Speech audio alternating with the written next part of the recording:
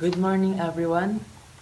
We are the Group 2 and we will going to report the political dimension of globalization. And before that, I'm going to tell you the learning objectives of our report.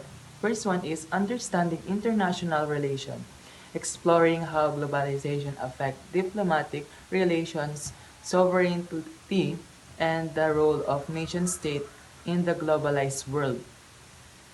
Analyze global governance, studying the role of international organizations such as UN and WTO and the agreements in managing global issues like trade, climate change, and human rights.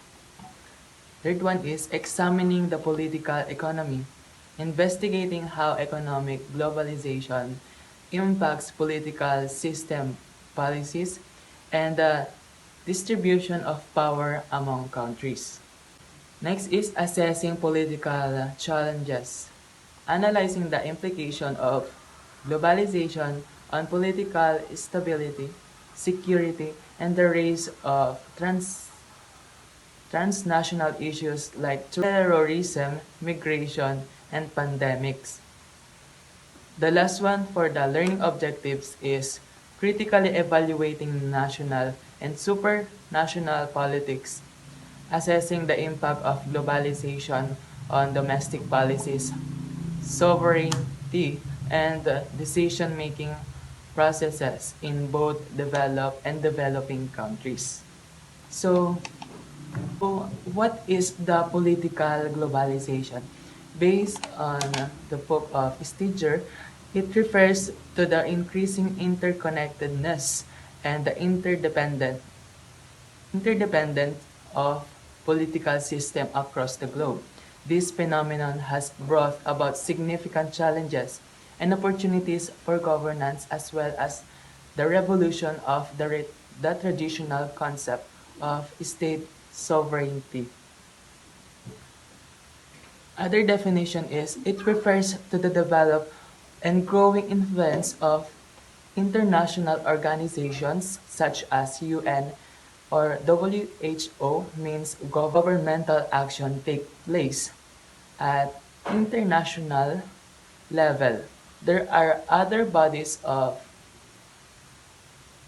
operating a global level such as NGOs like Doctor Without Borders of EXPOM. Political globalization daw, it refers to the expansion of political interrelation across countries. And political engagement are extended to other countries. Refers to the presence of international organizations like the United Nations and the World Health Organization.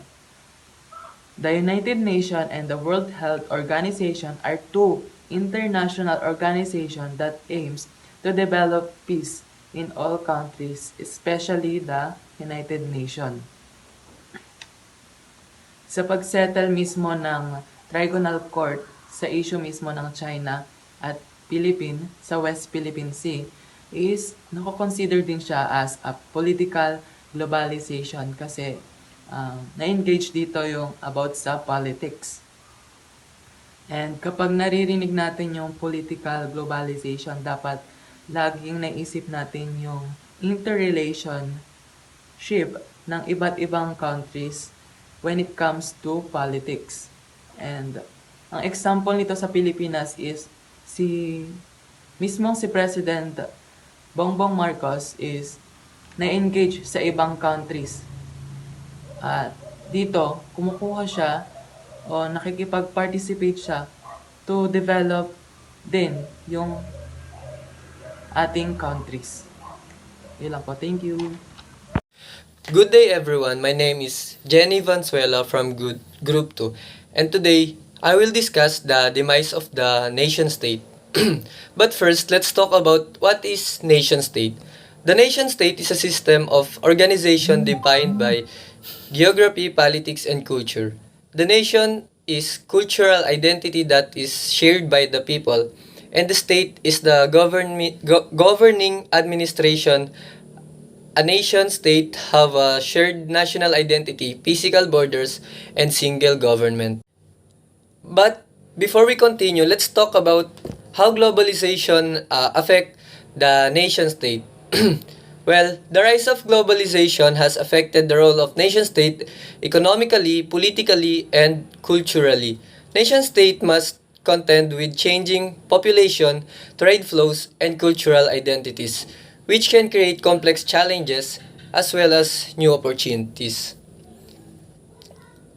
In an increasingly interconnected world, the effects of globalization on nation states' relations are profound. Today, we will explore how globalization has shaped the dynamics between the nation state in various ways. Let's talk about the factories, shipping ports, and stock market tickers. One of the key impacts of the globalization is deepening economic interdependence among nations. Global trade liberalization, multinational corporation, and advanced transportation and communication technologies have facilitated the flow of goods, service, capital, and ideas across borders. Our, excuse me. As a result of nation state have become more economically integrated into the global economy, leading to a loss of traditional sovereignty. The international organizations such as the United Nations and World Trade Organization, global economic institutions and the regional blocs have emerged imposing regulations, norms, and treaties on nation states. This has limited their ability to unilaterally make decisions and implement policies challenging the concepts of state sovereignty. Globalization has also presented nation states with transnational challenges like climate change, terrorism, pandemics, and cybercrime transcend. National border required international cooperation. These challenges have necessitated the formation of global governance structure and cooperative frameworks. The people from different culture interacting and using technology. Moreover, globalization has fostered cultural exchange and challenge in national identities. Increased travel communication and the internet have connected people across countries, resulting in the exchange of ideas, information, and cultural practices. This has influenced national identities and created tensions between preserving cultural heritage and embracing global influence. On the other hand, politically, globalization has presented both opportunities and challenges. Economic integration and global network have pressured governments to adapt their policies to remain competitive and attract investment. However, nation-state must balance national interest with global obligation and manage the expectation of their citizens in globalized world. Contrasting developed and developing countries. Globalization has also contributed to an equal distribution of benefits among nations. While some countries have experienced economic growth, others have struggled or become marginalized. Economic inequality can create tensions in nation-state relations leading to political and social unrest. Furthermore, globalization has empowered non-state actors including multinational corporations, NGOs, and transnational advocacy network. These actors operate across national boundaries influencing policy decisions, shaping public opinion, and challenging the authority of nation states. They play a significant role in shaping nation-state relations and advocating for specific issues. In conclusion, globalization has reshaped nation-state relations in profound ways. It has created economic independence, challenged sovereignty, presented transnational challenges, fostered cultural challenges, posed political challenges, contribute to economic disparities, and empower non-state actors. As a world becomes increasingly interconnected, understanding and navigating these effects will continue to be critical for future of non-state relations. So I'm Clarence Gail Carique. So I will be going to discuss the three major challenges facing nation state in the 21st century. So the world is facing a number of demographic challenges that are putting a strain on nation states. So these challenges includes the first one is the demographic. So the demographic is the world's population that expected to reach 9.2 billion by 2040. With most of the growth occurring in developing countries, this will put a strain on resources and infrastructure in these countries. So, example of demographic is the country India. So, India is expected to have the largest population in the world by 2050. So, in this case, the India is expecting to have the largest population in the world by 2050. This will put a strain on India's resources and infrastructure. Second Second one one is is urbanization. urbanization. So the So the world's world's urban urban population population is is expected to expected to grow grow from from 56% 56% in in 2020 2020 to to 66% 66% in in 2040. 2040.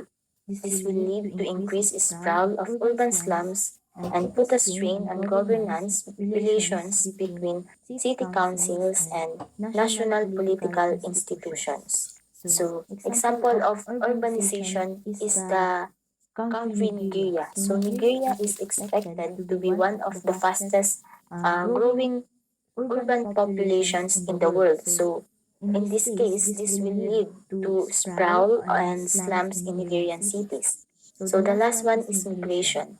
The The number number of of international international migrants migrants is is expected expected to to continue to continue to grow, grow, driven by driven by demographic demographic trends and trends and economic economic incentives. incentives. This will This will make it make it more more difficult difficult for for governments to governments to control control immigration immigration and and population population flows. flows. So, So, example of example of migration migration is is the the Syrian Syrian civil civil war war has has displaced displaced millions of millions of people, people, both both internally and internally and externally. externally. This This has has created created a a refugee refugee crisis crisis that that is is putting a putting a strain strain on on neighboring neighboring countries countries and the and the international international community. community. This This shows shows that that the the relative relative decline of decline the of the nation nation state state does not does not mean mean that the that the national national governments are no governments are no longer longer important. important. States States still still play a play a vital vital role in role in addressing the addressing the challenges of challenges of demographic demographic shifts, shifts, urbanization, and urbanization, and migration. migration. However, However, the way the that way the that the governments governments operate operate must must change to change to adapt to the adapt new to the new realities of the realities of the 21st 21st century. century. One of the One of key the key challenges for challenges for governments is governments to is to develop develop policies policies that are that are both both effective and effective and fair. fair. For For example, example, governments governments must must find find ways ways to to provide for the provide for the needs of needs an of an aging aging population population without without placing an placing an undue undue burden on burden on younger younger generations. They generations. must They also must find also find ways to ways to manage manage urbanization in a urbanization in way a that way that is is sustainable and sustainable and equitable. equitable. So when So when developing new developing new policies, policies, governments governments must also must find also find ways to ways to cooperate with cooperate each with each other more other more effectively. effectively. The The challenges of challenges of demographic demographic shifts, shifts, urbanization, and urbanization, and migrations are migrations not are not confined to confined to national national borders. borders. They They require require international international cooperations to be cooperations to be addressed addressed effectively. effectively. So So challenges challenges faced by faced by nation nation states in the states in the 21st 21st century century are are complex and complex and interconnected. interconnected. They They will will require require governments to governments to develop new develop new policies, policies, approaches to approaches to governance, and governance, and forms of forms of international international cooperation. cooperation. The Syrian refugee crisis. The Syrian refugee crisis is an example of the challenges of managing trans-border migration flows. The Syrian civils has displaced millions of people and create a humanity crisis. The refugee crisis is also made visible exiting cultural figures and religions. For example, a number of official government ministers in EU member states like Poland, Slovenia, and Hungary.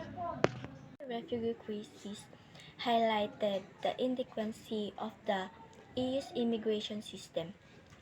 The agency agreements, which allows for open borders within the EU, was not designed to handle a crisis of this magnitude. The member states disagree on how to handle the influx of refugees, with some refusing to accept any and other only accepting a small number. This led up to number of countries temporarily withdrawing from the Insane Agreement and reinstituting stricter border out.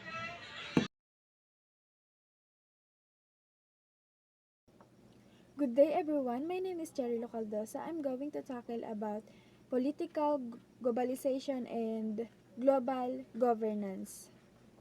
Political globalization is perhaps most visible in the rise of superproprietarial institution and association like the International Criminal Court or the International Law Commission, held together by commission, form, and interest. The International Law Commission or ILC is a body of experts responsible of helping develop and codify international law. In this early phase of global governance, those structures resemble an electric network of interrelated power centers such as municipal and provincial authority, regional blocks, international organization, and national, international private sector association. I'm Mariplo Bitancor, and my report is the nation states in a globalizing world. On the municipal and provincial level, there has been a workable growth in the number of policy initiatives and transborder links between various substates authorities. For example, Chinese province and US federal states have established permanent mission and point of contact, some of which operate relatives autonomous with little oversight from their respective national government. Sa pamamagitan ng mga transborder links, nagkakaroon ng palitan ng kaalaman, kasanayan at karanasan sa pagitan ng iba't ibang mga lokal na pamahalaan. On a global level, governments have formed a number of international organizations, including the UN, NATO, WTO, and OECD. Full legal membership in this organization is open to states only, and the decision-making authority lies with representative from national governments. Ito ay nagpapakita na ang mga bansa ay nahihirapan na pamahalaan ang malawak na mga network ng social interdependence. Ito ay dahil sa mga hamon na dala ng globalization kung saan ang mga bansa ay may konektado sa isa't isa kaysa sa nakaraan. I'm Joanne Cyril G. Ariola. My report is Toward the Global Civil Society. A shared social realm populated by thousands of voluntary non-governmental associations of worldwide reach. International ngos such as Doctors Without Borders or Greenpeace represent millions of ordinary citizens who are prepared to challenge political and economic decisions made by nation-state and intergovernmental organizations. Example na dito is yung growing significance of ngos in managing increasing global interconnectivity.